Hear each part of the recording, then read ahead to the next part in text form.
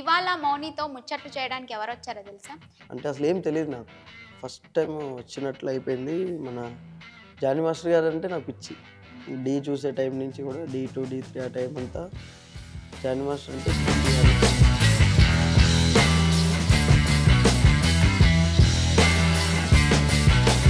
చిన్నప్పటి నుంచి ఆయనకి డాన్స్ అంటే మహా పిచ్చి. ఇలా కాదు, నా dream movie choreographer. Okay. So movie side వెళ్దామని నేను ఎలా అయినా సరే మూవీస్ చేయాలంటే కార్డ్ అనేది ఒకటి తెలిసింది.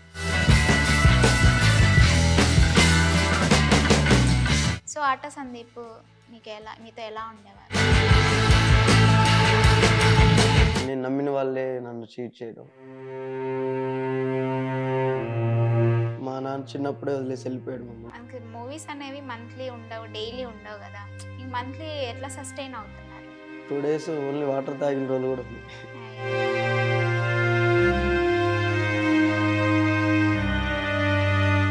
తెలుసు కదా ఆల్రెడీ నేనే ప్రాబ్లమ్స్లో ఉన్నాను, మళ్ళీ ఎందుకు మ్యారేజ్ చేసుకున్నారు మరి? దానివల్లే నా లైఫ్ చాలా డిస్టర్బ్ అయింది. పడిపోయాను, ఆల్మోస్ట్ చాలా పడిపోయాను.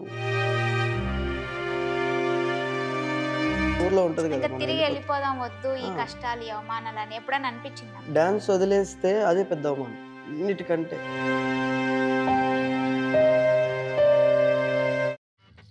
అవును, నేను విన్నాను మీరు మీ అమ్మాయిని స్కూల్కి పంపించారంట ఎక్కువగా. ఏం ఉండదు అది. దానివల్ల ఫైనల్గా సర్టిఫికేట్స్ ఆమె ఎంత చదివినా పాస్ మార్కులే వస్తాయి, సేమ్ నాలాగే.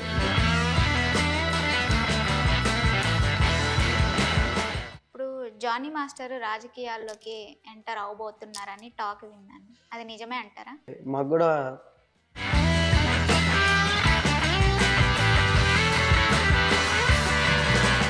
మనకి ఎక్కువ డ్యాన్స్ మాస్టర్లు అంటే ఎక్కువ వచ్చేది ప్రభుదేవ గారు, లారెన్స్ గారు. వీళ్ళ గురించి మీరు ఎక్కువ మాట్లాడలేదు. వాళ్ళకి కొంచెం ఒక 2-3 years 4 years అయినాక వాళ్ళకి కనిపిస్తుంది సినిమా.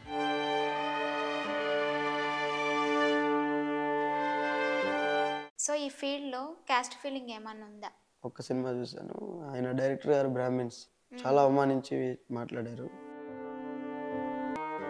ఇక్కడ ఇంకో ప్రాబ్లమ్స్ కూడా ఉంటాయి. ఒక హీరో గారి దగ్గరికి వెళ్ళి ఇంకో హీరో సాంగులు చేసిన డెమోలు చూపించు.